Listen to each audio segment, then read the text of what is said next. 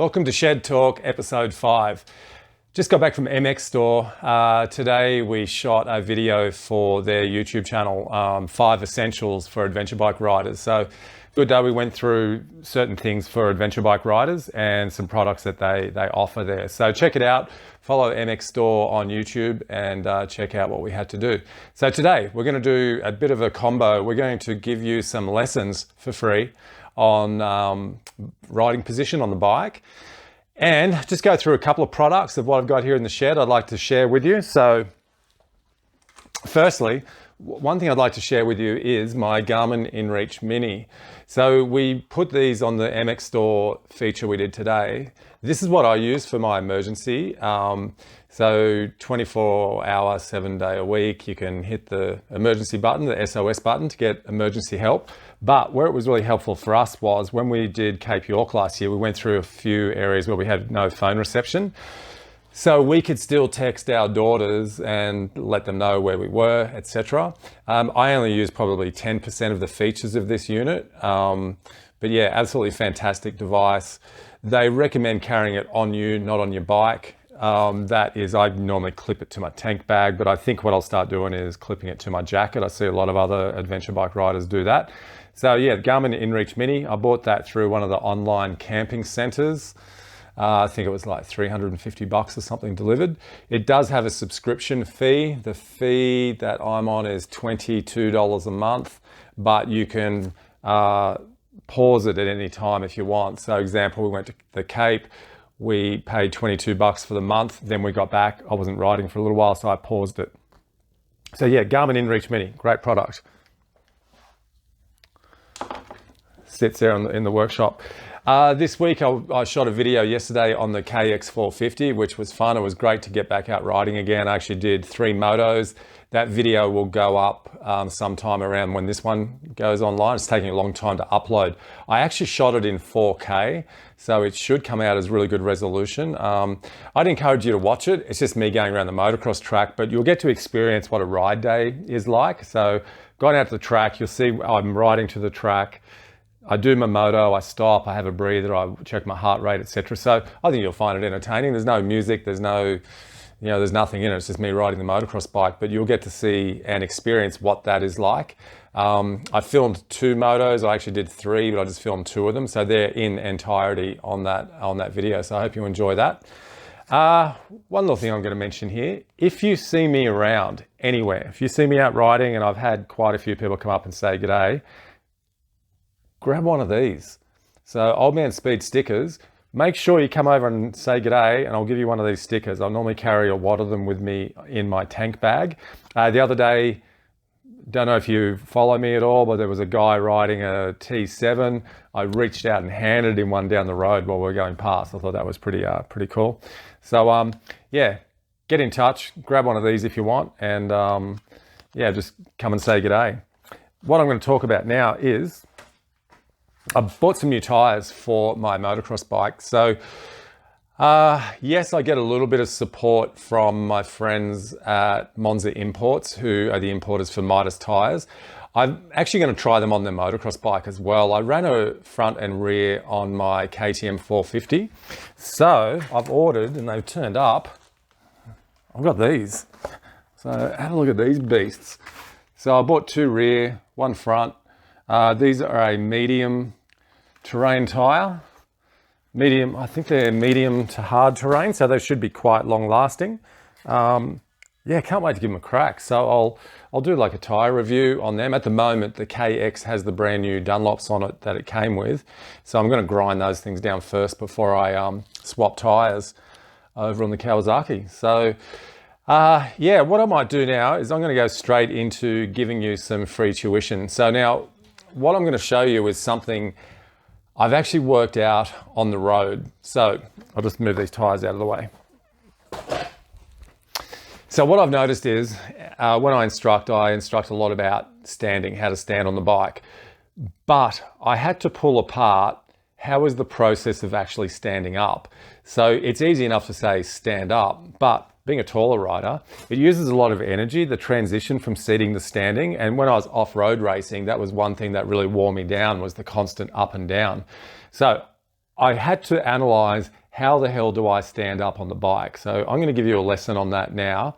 I've worked out what technique I use and how it works on the bike. So I'm just going to move the camera back. This is how professional I am. There's no edits in this. So this is straight as it's happening.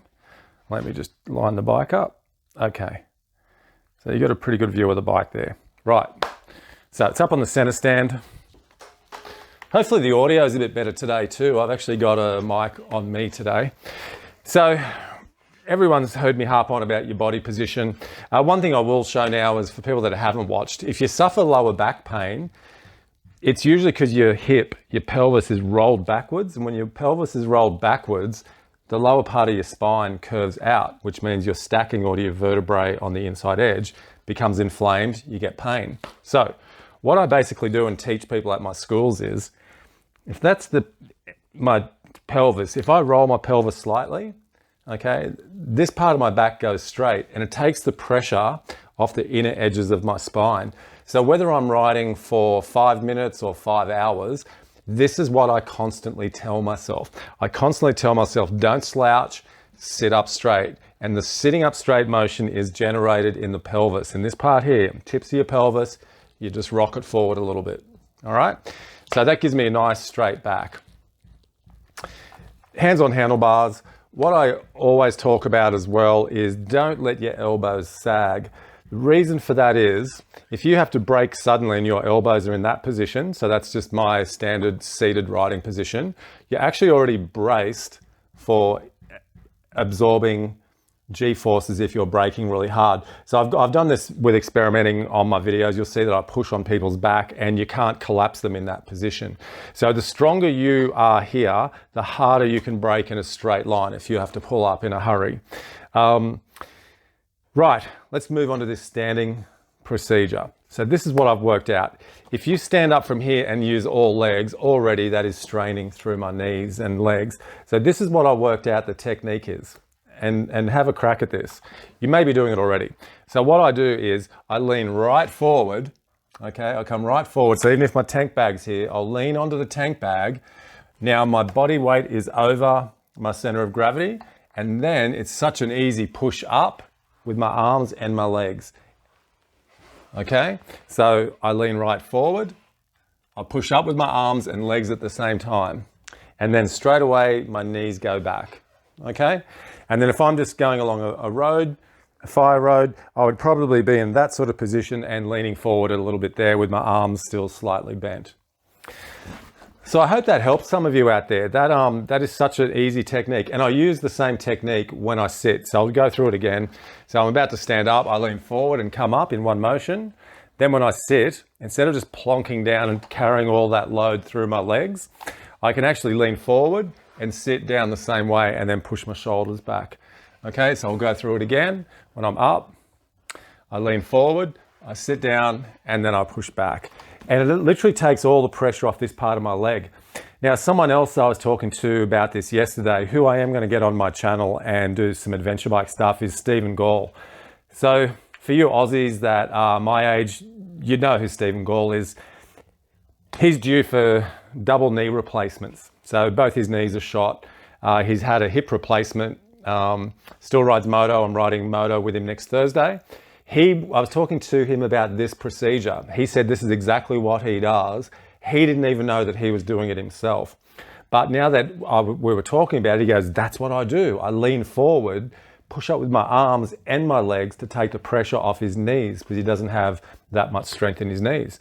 So, good one, eh? Hope you enjoyed that one.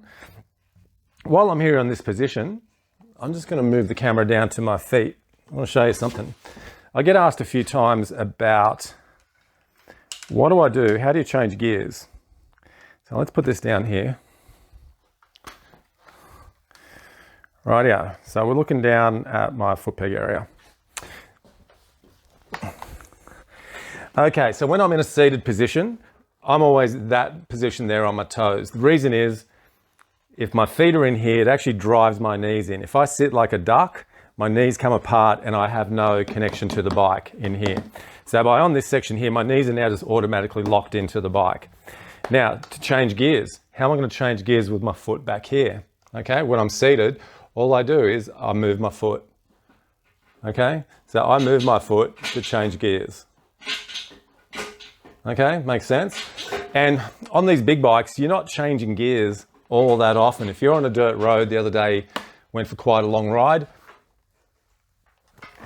actually worked out, like you're basically riding fourth and fifth gear most of the time. So let me just wind my little camera up again. How professional. Don't do this at home, folks. Yeah, so that is how I change gears on the bike, and I move my foot to it. Same on the other side of the brake. I don't rely on leaving my foot on the foot peg and pivoting.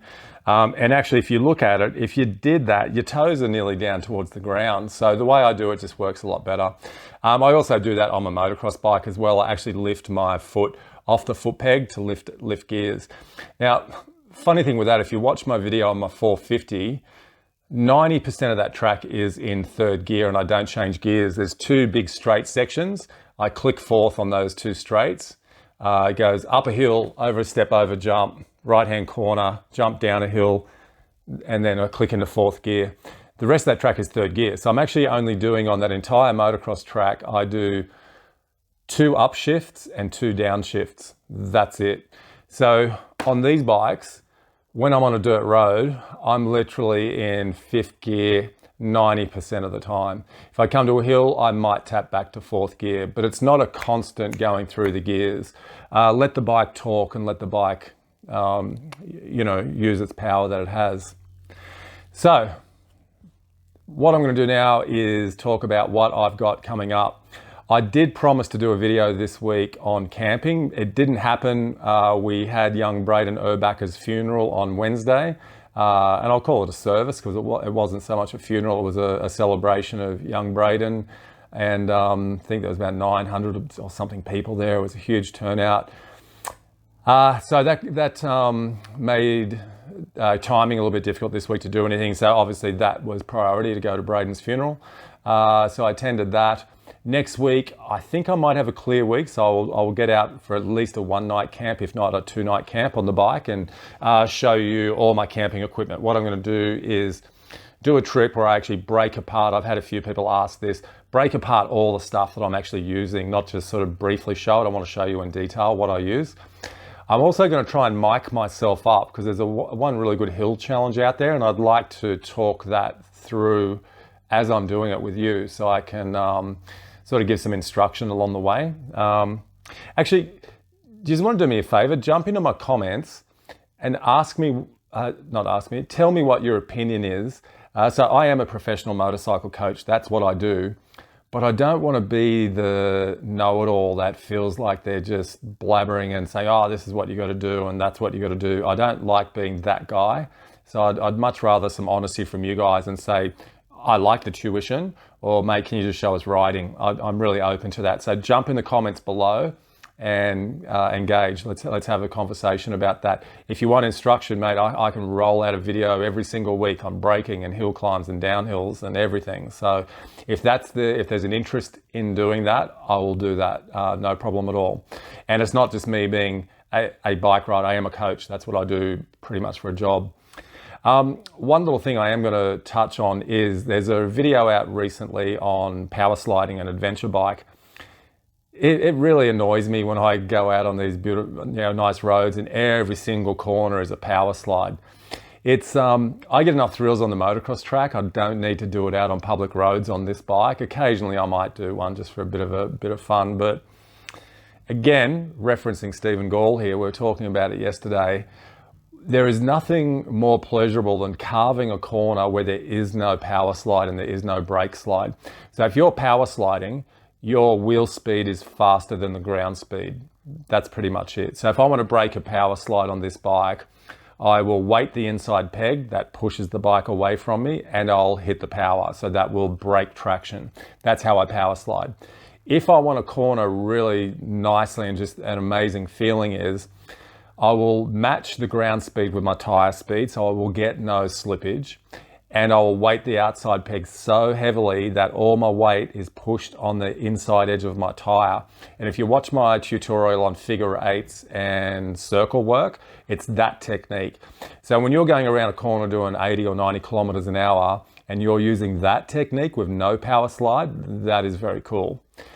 I will also add to this conversation that on a motocross track, power slides are wasted energy. You don't do it. So that's sort of my background. I know they look cool. I know they look cool. And I do them when I coach because people want to see that. But I really think for the average adventure bike guy, you know, do one every now and again, but you're just throwing tires away and you're probably going to risk yourself getting hurt. So I'm going to do a video next week. The tutorial is going to be how not to power slide your adventure bike.